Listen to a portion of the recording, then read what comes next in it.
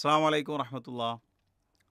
അൽഹംദുലില്ലാഹി റബ്ബിൽ ആലമീൻ. അല്ലാഹുമ്മ സ്വല്ലി വസല്ലിം അലാ നബീന മുഹമ്മദിൻ വഅലാ ആലിഹി വഅസ്ഹാബിഹി അജ്മഈൻ. അമ്മാ ബഅദ്. ഇത്തഖുല്ലാഹ ഇബാദല്ലാഹ്. സ്നേഹം നിറഞ്ഞ സഹോദരി സഹോദരന്മാരെ, പ്രിയപ്പെട്ട ശ്രോതാക്കളെ, ഇന്ന് റമളാൻ 18 ഈ ഹദീസ് പാഠം പരമ്പരയിലെ 18ാമത്തെ ഹദീസാണ് ഇന്ന് വായിക്കുന്നത്. കഴിഞ്ഞ ദിവസങ്ങളിൽ പറഞ്ഞുപോയ കാര്യങ്ങൾ ഓർമ്മയിലുണ്ടാകും, ശ്രദ്ധയിലുണ്ടാകും. അത്യാവശ്യമുള്ള കാര്യങ്ങൾ നല്ല താല്പര്യമുള്ളവർ നോട്ട് ചെയ്തൊക്കെ എടുത്ത് പഠിക്കുന്നുണ്ടാകും എന്നൊക്കെയാണ് പ്രതീക്ഷിക്കുന്നത്. അള്ളാഹു നമുക്ക് നമ്മുടെ ഇൽമ് വർദ്ധിപ്പിച്ച് നൽകുമാറാകട്ടെ, അത് ഉപകാരമുള്ളതാക്കി തീർക്കുമാറാകട്ടെ. ഇവിടെ സൗബാൻ റളിയല്ലാഹു അൻഹു ഉദ്ധരിക്കുന്ന ഒരു ഹദീസാണ് ഇന്ന് വായിക്കുന്നത്. എന്താണ് പറയുന്നത്? അൻ സൗബാന മൗല റസൂലില്ലാഹി സല്ലല്ലാഹു അലൈഹി വസല്ലം ഖാല ഖാല റസൂലുള്ളാഹി സല്ലല്ലാഹു അലൈഹി വസല്ലം തൂബാ മൻ മലക ലിസാനഹു വവസിഅ ബൈതുഹു വബക അലാ ഖതീഅതിഹി. ഇമാം തബ്രാനി ഉദ്ധരിച്ചിട്ടുള്ള ഹസനായിട്ടുള്ള ഒരു ഹദീസാണ്. സൗബാൻ റളിയല്ലാഹു അൻഹു നബി സല്ലല്ലാഹു അലൈഹി വസല്ലമയുടെ മൗലയായിരുന്നു. മൗല എന്ന് പറഞ്ഞാൽ നബി മോചിപ്പിച്ചൊരടിമയായിരുന്നു. അദ്ദേഹം മറ്റു പല ഹദീസുകളും ഉദ്ധരിച്ചത് നമുക്ക് കാണാൻ സാധിക്കും. ഇവിടെ നബി സല്ലല്ലാഹു അലൈഹി വസല്ലമ പറഞ്ഞു എന്ന് സൗബാൻ റളിയല്ലാഹു അൻഹു ഉദ്ധരിക്കുകയാണ്. തൂബ, മംഗളം, ലിമൻ മലക്ക ലിസാനഹു, തൻ്റെ നാവിനെ അധീനപ്പെടുത്തിയവൻ, മലക്കറ ഉടമപ്പെടുത്തിയതാണ്. തൻ്റെ ലിസാൻ, നാവിനെ ഉടമപ്പെടുത്തിയവൻ, അതിനെ അധീനപ്പെടുത്തിയവന് മംഗളം.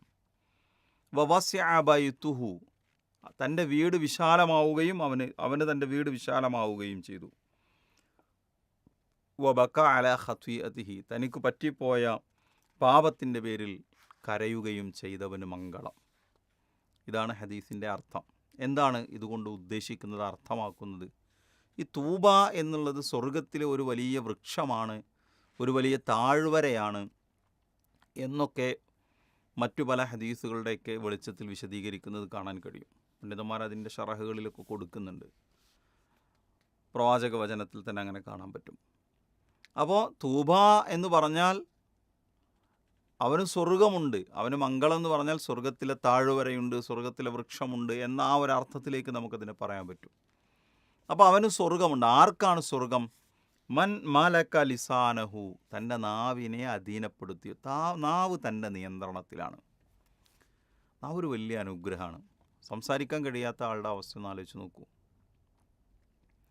ആശയവിനിമയം നടത്താൻ വല്ലാത്ത പ്രയാസമാകും. എന്നാൽ അതേ സമയം വലിയ അപകടകാരിയുമാണ്.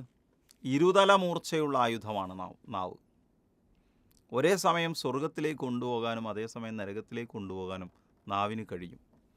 അതുകൊണ്ടാണ് നബി സല്ലല്ലാഹു അലൈഹി വസല്ലം പറഞ്ഞത്, തൻ്റെ 2 കാലുകൾക്കിടയിലുള്ളത് കൊണ്ടും തൻ്റെ 2 താടിയെല്ലുകൾക്കിടയിലുള്ളത് കൊണ്ടും ആരാണോ എനിക്ക് ഉറപ്പ് നൽകുന്നത് അവന് ഞാൻ സ്വർഗം കൊണ്ട് ഉറപ്പ് നൽകുന്നു എന്നാണ്. നാവ് നിയന്ത്രിച്ചാൽ നരകത്തിൽ നിന്ന് രക്ഷപ്പെടാൻ സാധിക്കുമെന്നാണ്. അപ്പോൾ അതുകൊണ്ട് നാവിനെ ആരാണോ നിയന്ത്രിച്ച് നിർത്തുന്നത്, വവസിഅ ബൈതുഹു, തൻ്റെ വീട് അവന് വിശാലമായി എന്ന് പറഞ്ഞാൽ തെറ്റുകളിലേക്ക് പോകാതിരിക്കാൻ. നാട്ടിൽ ഒരുപാട് അബദ്ധങ്ങൾ വർദ്ധിച്ചപ്പോൾ പാപങ്ങളിലേക്ക് പോകാതിരിക്കാൻ അവൻ തൻ്റെ വീട്ടിലിരുന്നു.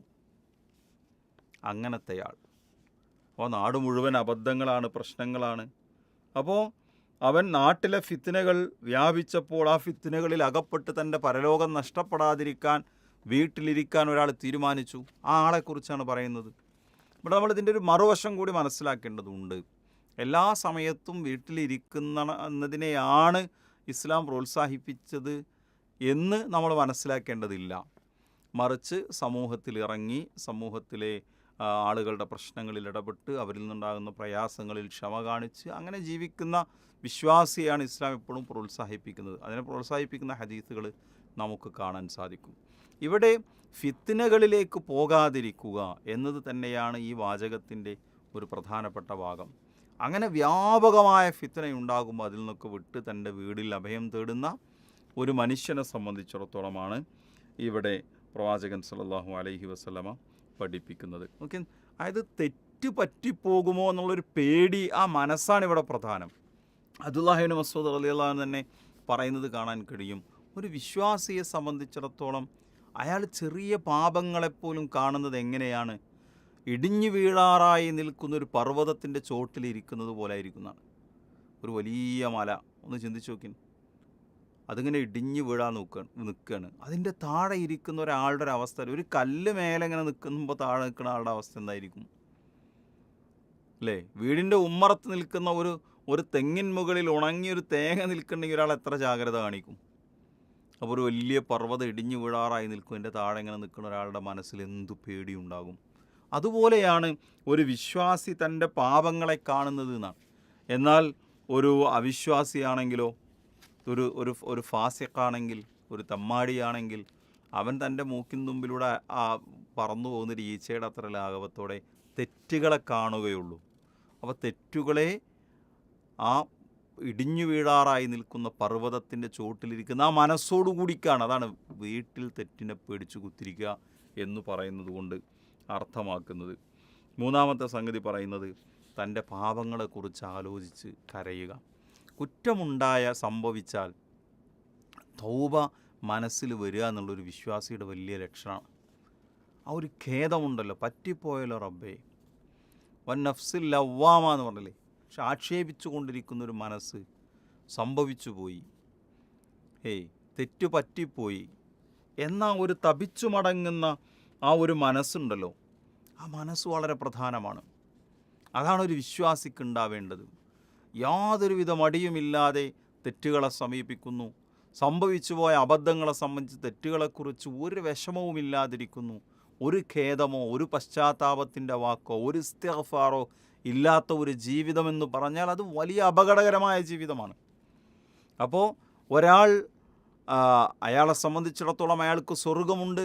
ആർക്ക് എന്നാണ് പ്രവാചകൻ പഠിപ്പിച്ചത്? മൻ മലക ലിസാനഹു, തൻ്റെ നാവ് അയാളുടെ നിയന്ത്രണത്തിലാണ്. അതിൽ നിന്ന് അനാവശ്യങ്ങൾ വരുന്നില്ല, അതിൽ നിന്ന് കളവ് വരുന്നില്ല, അതിൽ നിന്ന് ഷിർക്കിൻ്റെ വാക്കുകൾ വരുന്നില്ല, അതിൽ നിന്ന് ദുരാരോപണങ്ങൾ വരുന്നില്ല, അതിൽ നിന്ന് അനാവശ്യമായ ആക്ഷേപങ്ങൾ, കുഫ്ർ ആരോപിക്കലും ഷിർക്ക് ആരോപിക്കലും വരാത്ത ഒരു നാവ്, തെറ്റും കള്ളസാക്ഷ്യവും വരാത്ത ഒരു നാവ്, നുണയും ദുഷ്പ്രചാരണങ്ങളും വരാത്ത ഒരു നാവ്, അതിൽ നിന്ന് നാവിനെ പിടിച്ചു നിർത്തുന്നു.